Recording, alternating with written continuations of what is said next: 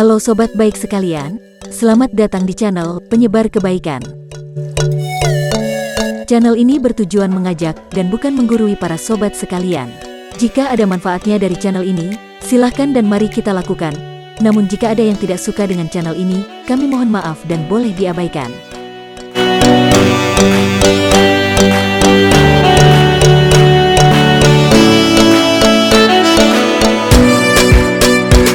Sobat baik sekalian, sebelum melanjutkan videonya, jangan lupa untuk klik subscribe, share, dan komen.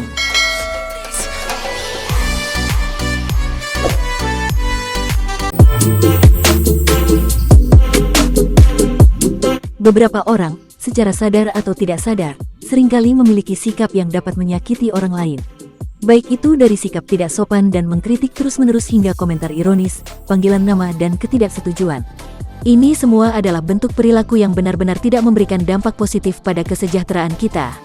Namun, meskipun kita tidak dapat mencegah konflik dan sikap orang lain dalam bertindak, cara kita bereaksi dapat membuat perbedaan.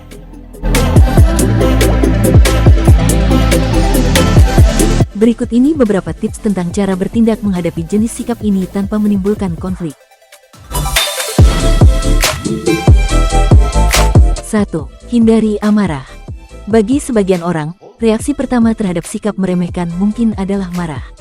Tetapi tanpa disadari, hal itu juga mengungkapkan banyak hal tentang kita. Ini sebenarnya bisa menjadi reaksi yang paling umum, karena kita melihatnya sebagai sikap yang mengancam. Maka itulah yang seharusnya tidak dilakukan. Kemarahan membuat kita berada dalam kondisi rentan, menunjukkan bahwa orang lain telah berhasil meremehkan kita, dan kemarahan juga menyebabkan lebih banyak konflik. Saat hendak bertindak, kemarahan membuat kita tidak berpikir jernih, dan pada akhirnya membuat kita merasa buruk sendiri. 2. Menjaga jarak dari situasi. Terkadang orang tidak benar-benar menyadari perilakunya, sehingga mereka mungkin melontarkan komentar negatif yang dapat mengubah sikap positif orang lain tanpa mereka sadari. Nyatanya, mereka hanya bisa memproyeksikan ketakutan dan prasangka mereka sendiri pada kita. Meskipun tidak disarankan untuk membiarkan hal ini terjadi begitu saja, mungkin lebih mudah untuk mengatakan sesuatu tentangnya daripada melakukannya. Dengan menjaga jarak, kita akan memiliki empati yang lebih besar untuk orang lain, dan tidak akan membiarkan komentar mereka menyakiti kita. 3. Luangkan waktu. Maksudnya adalah ketika kita merasa bahwa komentar atau tindakan orang lain telah menyinggung perasaan, hal terbaik yang harus dilakukan adalah menarik napas dalam-dalam dan membiarkan waktu berlalu sebelum bereaksi. Dengan melakukan hal tersebut, maka akan memberi kita lebih banyak perspektif tentang apa yang baru saja terjadi, dan membantu membuat pilihan yang lebih baik.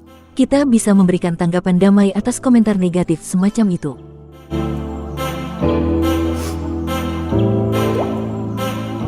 4. Terima atau tolak penghinaan dengan cara yang ramah.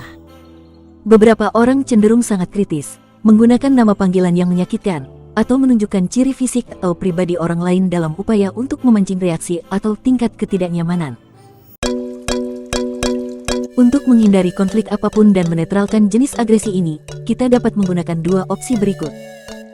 Pertama, terima komentar. Biarkan orang yang bersangkutan tahu dengan tenang bahwa apa yang dia katakan itu benar dan kita setuju dengan itu.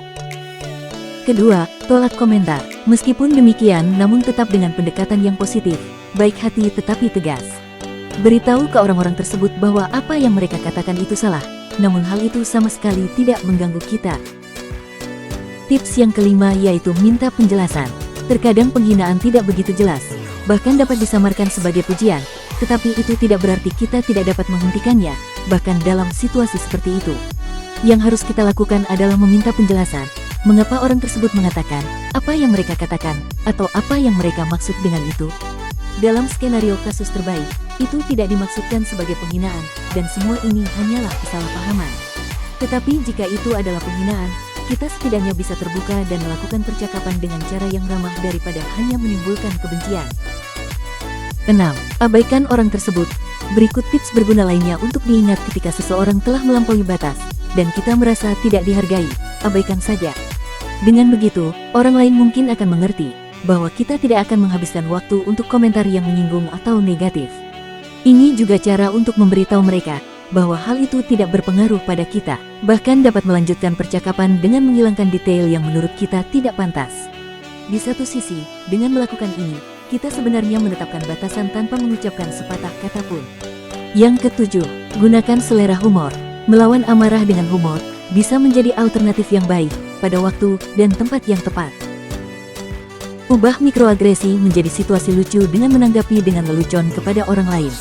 Ini adalah cara yang baik untuk memperjelas bahwa kita tidak akan memainkan permainan kecil mereka, dan ini pada gilirannya dapat membantu meredakan ketegangan. Namun perlu diingat bahwa ini bisa menjadi bumerang jika orang lain mengambilnya dengan cara yang salah. 8. Menjaga jarak dari orang toksik. Terkadang, kita akan bertemu dengan orang-orang yang hanya ingin mencari konflik. Jangan menilai mereka terlalu kasar, lagi pula kadang-kadang kitalah yang mungkin tidak dapat mengendalikan emosi, dan akhirnya membuat sesuatu yang besar dari ketiadaan. Apapun kasusnya, hal terbaik yang harus dilakukan adalah menjauhkan diri dari orang-orang ini dengan cara yang sehat. Kita dapat menghindari kontak dengan mereka untuk waktu yang singkat, atau jika kita harus bertemu mereka, maka lakukan hanya dalam keadaan tertentu, agar tidak menimbulkan konfrontasi besar. Tindakan pencegahan ini dapat membantu kita menjaga kesehatan mental dan kesejahteraan dalam diri.